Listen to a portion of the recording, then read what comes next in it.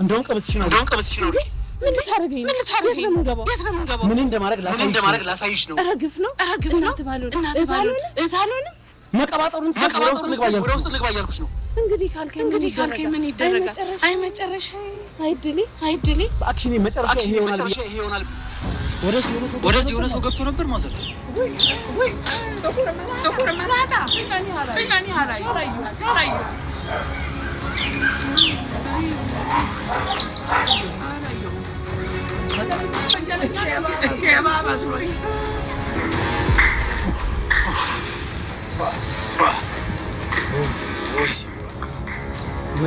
መጨረሻ የእናት ቀሚስ ውስጥ ትገኝ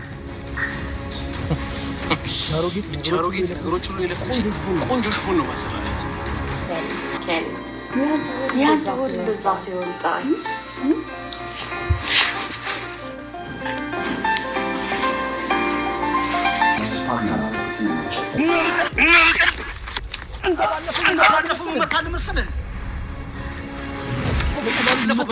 መታለ መሰለህ ቢገባ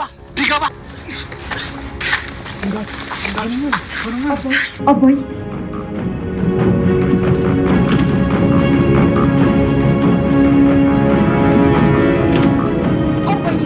ደህና ነህ? ምን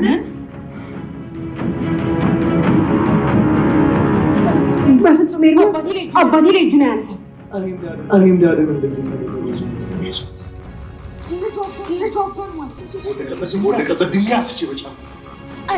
አይሆንም። ኤርሚያስ በፍጹም እንደዚህ ነገር አይሆንም አልኩህ ወንድሜ፣ አይሆንም። በአይኔ በብረቱ ያየሁት እኮ ነው። ናይ ልክ እንጂ ነው። በፍጹም ወንድሜ ኤርሚያስ እንደዚህ ሊያደርግ አይችልም። እንዴ የሆነ ስህተትማ መኖር አለበት። የአንቺ ኤርሚያስ ይሄን አንገቱን በትሽ ስትልሽ አትፈጅ ትቀምጫለሽ። እሱ ከሆነ የሚያደርገው ኤርሚያስ ግን እኮ ተያይዛችሁ ተራንቃችሁ አይቻችሁ እሱ አይደለም። ታዲያ ማነው? እሺ እንደዚህ ያደረገው ያ ተሰማ ነው።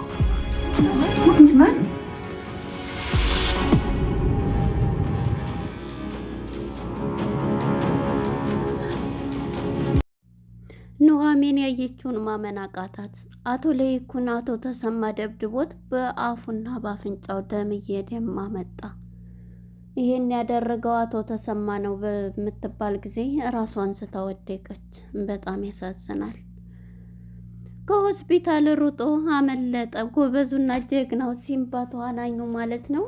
በሩጫ ቢተኮስበትም ሽጉጥ እሱ ግን ራሱን ቀይሮ ዘሎ ከሰው ግቢ ገባ።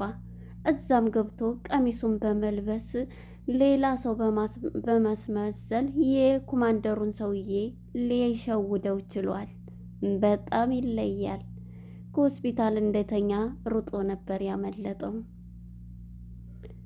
ሰላም ጤና ይስጥልን። ውድና የተከበራችሁ የቻናል ቤተሰቦች እንኳን ወደ ቻናል በሰላም መጣችሁ። ኑሐሚን የተሰኘው ክፍል 142 ተለቀቀ። ወደ ክፍል 141 ስንመለስ እንግዲህ አቶ ሲምባ ታሞ ሆስፒታል በገባበት ሰዓት ምርመራትና ሕክምናው ተደርጎለት በዶክተር ፋኒኤል ማለት ነው ተከታዩን ዶክተሯን እርሷ ማለት ነው አብራ ነበረች። በዚህም የተነሳ ዶክተሯ እንግዲህ አሁን ላይ ያለችበት ሁኔታ እናም አቶ ሲምባ ለልጁ ለዳግም ይህች ዶክተር አስተያየቷ በጣም እየከፋኝ ነው በማለት ነበረ ለዳግም ልጁ የተናገረው። ምክንያቱም ዶክተሯ ደግሞ የኮማንደሩ ሰው ናት። በዚህም የተነሳ የአቶ ሲምባ ስም በየቦታው በየከተማው ወንጀለኛ ነው ብሎ ፎቶው ስለተበተነ በዛም የተነሳ ዶክተሯ በጣም በጥንቃቄ እያየችው ነበር። እናም በዚህ የተነሳ የኮማንደሩ ሰው ስለሆነች ለኮማንደሩ ጥቆማ በማድረስ ኮማንደሩም የሱ ሰው የሆኑትን እንግዲህ ፖሊሶችን አዞ የስራ ባልደረቦችን እሱ የሚታከምበት ቦታ ነበር በጥቆማ የተላኩት። እናም በዚህ የተነሳ ጎበዙና ጠንካራው የሆነው አቶ ሲምባ በሩጫ ማራቶን በመሮጥ ማራቶኑን በጥሶ ገብቷል። እንደገባም እንግዲህ ከሆነች አሮጊት ቤት ነበርና ሩጦ ግቢ የገባው። እሷም በድንጋጤ ሌባ መጣብኝ በማለት በጣም ደንግጣለች። እባክህን ምንም መናጤ ደሃ ነኝና ያለችኝ አንድ ቴሌቪዥንና ከፈለክ እሷን ውሰዳት እባክህን ቀንጥሎኝ ነው እያለችው ነበር። ሁላችንም የጣለን ነው። አሁን ዝም በይ በማለት ቀሚስሽን አውልቂ ነይ ግቢ ሲላት፣ እንዴ ለምን ልታበላሽ ነው እንዴ? ሚስትህ ማን ነው?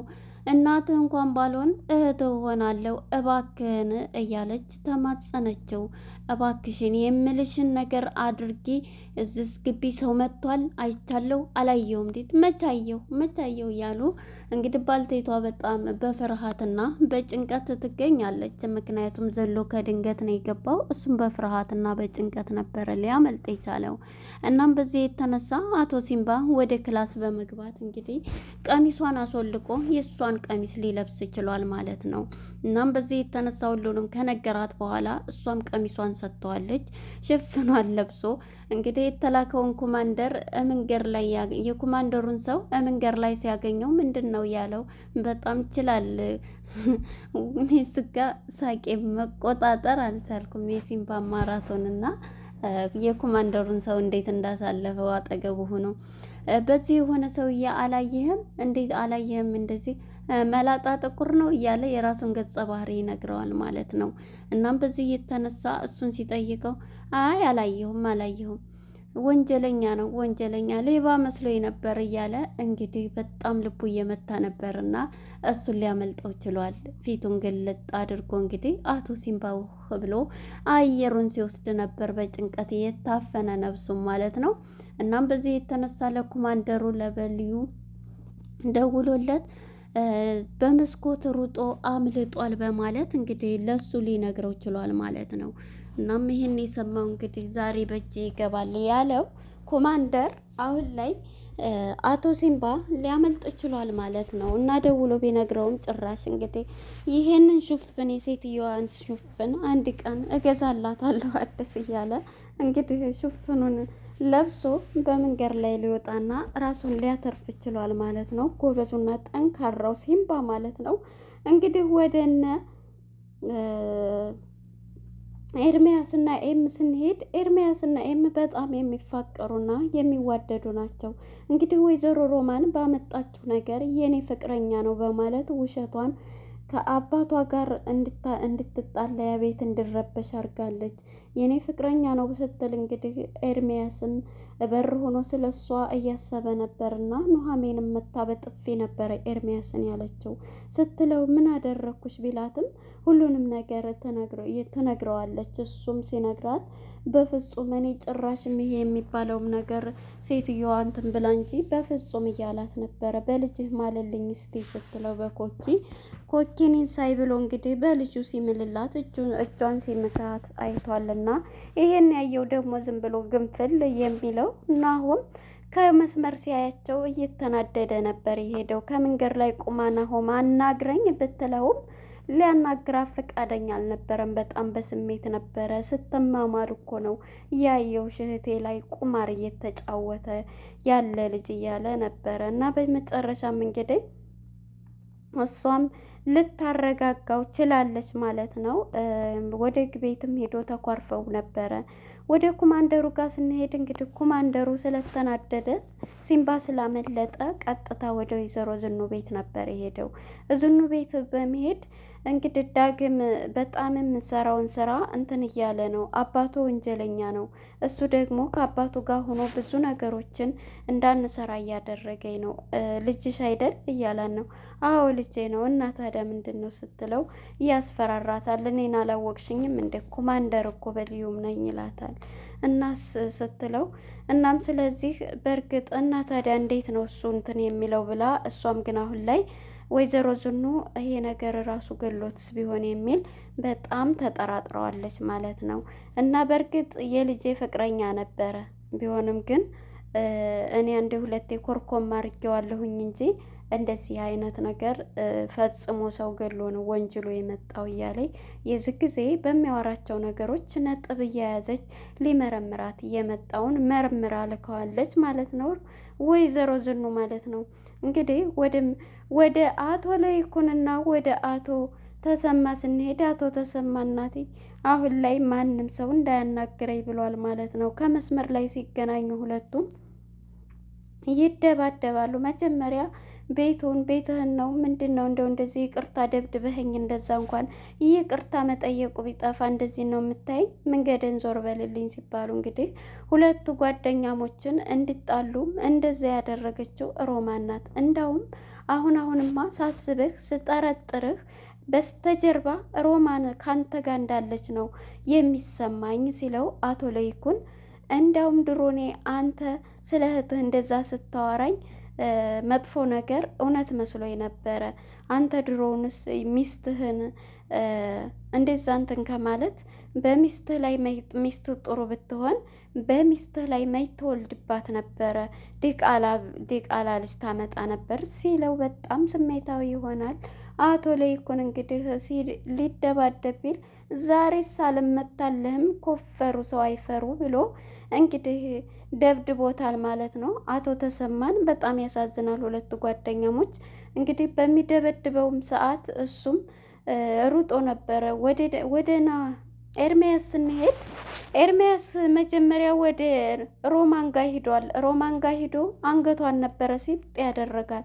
ሲጥ ሲያደርጋት ከአንቺ ጋር መቼ አውርተን ስለ እኔ ለአቶ ለይኩን የተናገርሽው ቢላትም በፍጹም ይሄ የፈጠራ ስራ ነው፣ እኔ ምን አደረግኩ እባክህን ብትለውም ብርጭቆ አንስቶ በያዘችው ጠርሙስ ታውቂያለሽ እኔ የማታውቂኝ ኤርሚያስ የድሮ ነው ብሎ አንገቷን ሴት አድርጎ ያዛት። እባክህን ተወኝ፣ እኔ ምንም የማውቀው ነገር የለኝም። እኔ እንዴት ጥሩ ሰው እዚህ ሀገር መኖር አይቻልም እንዴት እያለች ራሷን በጣም ኦቨር እያረገች ስለ ጥሩነቷ እያወራች ነበረ። ሰዎችን እያጋደለች የምትገኘው ሮማን ማለት ነው። ኤርሚያስንም ለመሸወድ ሞክራለች። ምክንያቱም ይሄን ያሉህ በፍጹም እኔ አላደረግኩትም በማለት ነበረ። እንግዲህ በኤርሚያስ ፍቅር ራሷን በር ላይ ዘግታ እጇን ሁሉ እየቆራረጠች ትገኛለች። የለበሰችውን ቀለበትም ራሱ እባክሽ በር ክፈች ብትባል እንኳን ልከፍት አልቻለችም ነበር። እጇን እያደማቸው ነበር እና ከልቤ ቁስል ይሄ እጄ ቁስል ምንም አላመመኝ የጣቶቼ ደሞች እያለች ክፈች ብትባል እምቢ ብላ በመጨረሻ ግን ከፍታ በአንድ ቁጭ ብለዋል ማለት ነው እየመከሯት።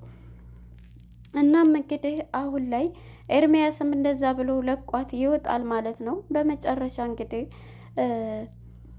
ኤርሚያስ ማነች ሮማን የውሸቷን ማህደር ስንትን ስትል ስለነበረ ስታወራ እሱም እውነት ይሆን ብሎ ይሄ የፈጠራ ስራ ነው ብላ ነው የሞላችው ማለት ነው። በመጨረሻ እንግዲህ ናሆምን ከቤት ማነው ከበር ወጥቶ እየሄደ ሳለ ነበረ አንገቱን ይዞ ሲደባደቡ የነበሩ በቦክስ ሲለው አቶ ለይኩን ሊይዘው ቢል አቶ ተሰማን አልቻለም። በመጨረሻ ይወድቃል አቶ ተሰማ ማለት ነው። አቶ ተሰማ እንግዲህ ሲወድቅ እየሮጠ ከድንገት ናሆሚ ነው ኤርሚያስ ይመጣል። ምን ሆነው ነው ኑር የደሙ ነው ሆስፒታል ልውሰዶት እያለ ኤርሚያስም ይሄን እየታገለ ነበረ። እንግዲህ በማን ነው ደብድቦት ሂዷል ማለት ነው። አቶ ተሰማ እንግዲህ እንደምታውቁት አሁን ላይ ከወፈርኩኝ ሰው አልፈራኝም ብሎ ከሮማን ጋርም እንትን ፍቅር ጀምሯል። ሮማንን በጣም ነው የምወድሽ አቋምሽ ምናምን እያለ በጣም እየሞላት መጀመሪያ ይሄን ስጋህን እኔ ቀጭን የሆነ ወንድ ነው የሚመቸኝ እንደዚህ ስጋ የለበሰ አይመቸኝም ትለዋለች። እናም በዚህ የተነሳ እሱ መቃ ስፖርት ቢካፕ ሰራለሁ እያለ ይሄ እኔ ስጋ እንኳን እንትን ተሰርቶበት ለጅብ ራሱ ቢሰጠውስ መች ቀንሳል እያለ ነበረ። እናም በመጨረሻ ወደ ናሆም ጋር ስንመጣ አባቱ ወርቁ በሚያነሳው ጊዜ ኤርሚያስ ወደ ኤርሚያስ ነው ያዞረው ቦክሱም ማለት ነው። እሱም እንግዲህ ይህንን በንዴት እሱን እያደማው እየደበደበው በቦክስ ነበርና እባክህን እረፍ እያለው ሊያስረዳው ቢሞክርም ናሆም እንግዲህ የአባቱን እንትን ነው እያየው እሱ የደበደበው ነው የመሰለውና ደብድቦታል ማለት ነው። እንግዲህ ወደ አቶ ለይኩን ጋር ስንሄድ ለይኩን ደሙን እያፈሰሰ ወደ ቤት ነበረ የመጣው። ወደ ቤት ሲመጣ ሁሉም በድንጋጤ ፈጠው ነበር። እንዴ አባዬ ሁሉም ደንግጠዋልና ምንድን ነው እያለችው ነበረ። በዚህ የተነሳ እንግዲህ አይ ምንም አልሆንኩኝ እያለ ሁሉም ደንግጠው ሆስፒታልም አየዝምታ ያለሽ እንደ ሆስፒታል እያለ ማን ነው እንደዚህ ያደረገ ሲል እንግዲህ ናሆም ከድንገት ይመጣና ኤርሚያስ ነዋ ኤርሚያስ ሲል በፍጹም ኤርሚያስ ይሄን አያደርግም አብዷል ማለት ነው። ይሄን ካደረገ በፍጹም አያደርግም እያለች በፍቅረኛዋ የምትተማመነው በጣም እየተደናገጠች ነበረ። ይሄንን የአባቷን ፊት ስታይ አሁን ሆስፒታል ማየ ዝምታ ያለች ወይ ሲል ይሄንሽ ማን ያደረገው ሲል እንግዲህ በመጨረሻ ያደረገው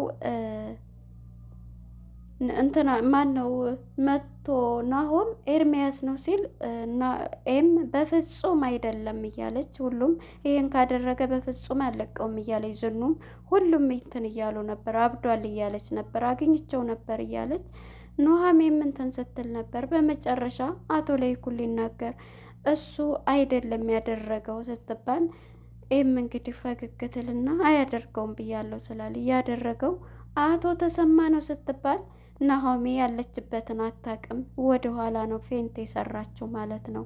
እዚህ ላይ ነበረ እንግዲህ ኑሃሜን ወደ ኋላ የወደቀችው። እንግዲህ አሁን ላይ አቶ ተሰማ ማለት ነው እዳ በዳ ሊሆን ነው። ይቺ ሮማን የምትባል ሴትዮ ከሱ ጋር እንዲሰራ አድርጋ ገና ምን አይተህ አሁን እኮ ያለችኝ አንቺ የሰጠሽ መኪና ብቻ ነው እያለ ነበር። እንግዲህ አብሯት የመጣው ኮማንደር ስለ እሱም እየጠየቃን ነበረ። ህገ ወጥ እንደዚህ የሆኑትን መድኃኒቶችን እንትን ብላ አንተ ስለ ስራህ እንጂ በመሰረቱ ስም ኮማንደር ብያለሁ እያለችው በጣም ራሷን እኔ ስላገኘሁሽ አንቺን ለማገኘት በጣም ለፍቻለሁ እያላት ነበርና በመጨረሻ እንግዲህ ተነስቶ ሲሄድ ተሰማ ሲመጣ እንግዲህ ተሰማ ማን ነው ይሄ የወጣው ሲል አንተ ደግሞ የሆነውንም ያልሆነውንም መጠየቅ ትወዳለህ ስትለው ነበር። እሱም በመደናገጣይ ያው መጠየቅ እኮ ጥሩ ነው መረዳት እያለ ነበር። እናም ኑሃሚን ያቶ ተሰማ ኖሬ ስሰማ ዝላይ ነበረ ፌንት የሰራዩ ለነበረን ቆይታ አመሰግናለሁ። ባይ ባይ።